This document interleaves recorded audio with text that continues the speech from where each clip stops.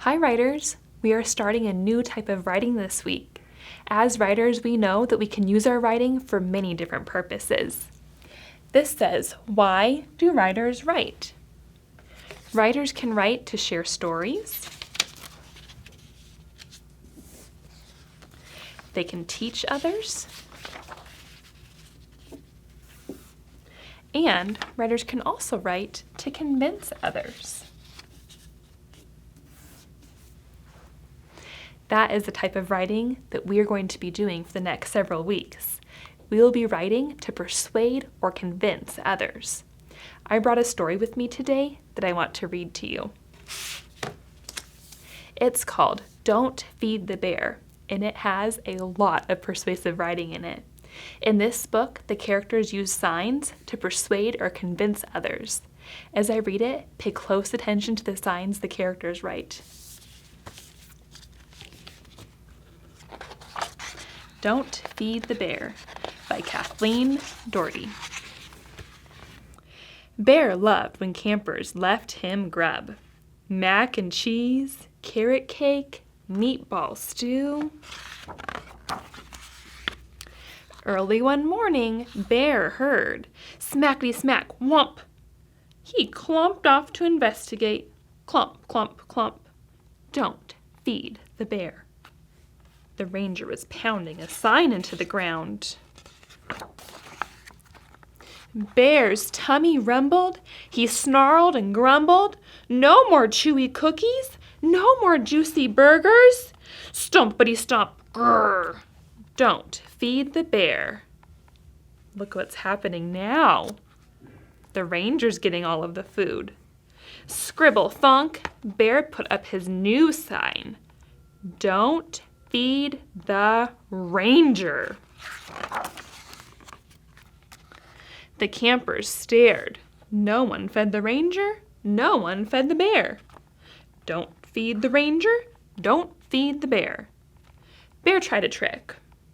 I am not a bear. Not a bear. Think it convinced anyone? It didn't work.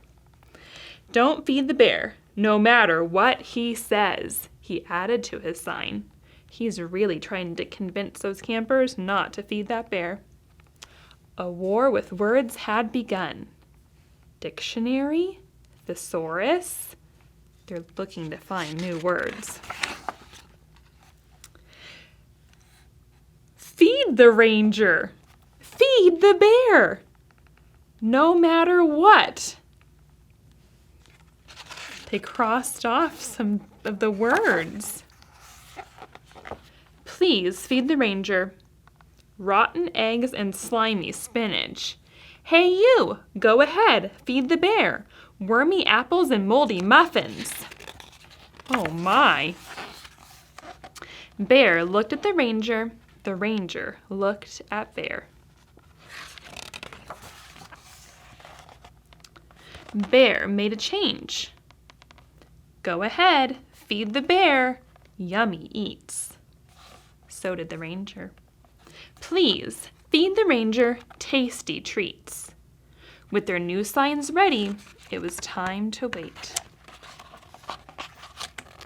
Later that afternoon, Bear and the ranger found quite a surprise. Piles and piles of goodies. The ranger smiled at Bear, and Bear smiled back. They both had the same idea. They chowed down. After the main course, they smushed marshmallows and chocolate between graham crackers for some lip-smacking dessert. It was the perfect picnic.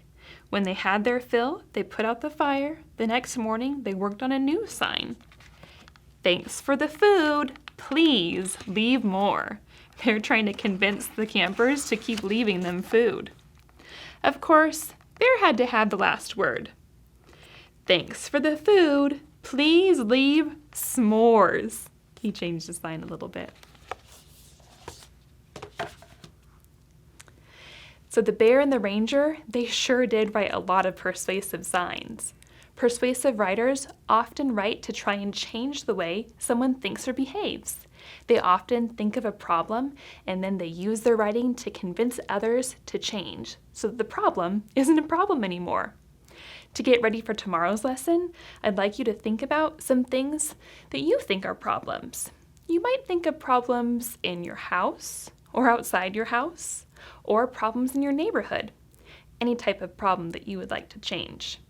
As you're thinking, it will be helpful for you as a writer to make a list of the problems you'd like to change. I've been having some problems with Pippa barking lately. I will add those problems to my list. There's also a problem with germ spreading and everyone needing to remember to wash their hands. I can add that to my list too. After you think and write 3 to 4 problems on your list, then take a picture of your list and upload it to Seesaw.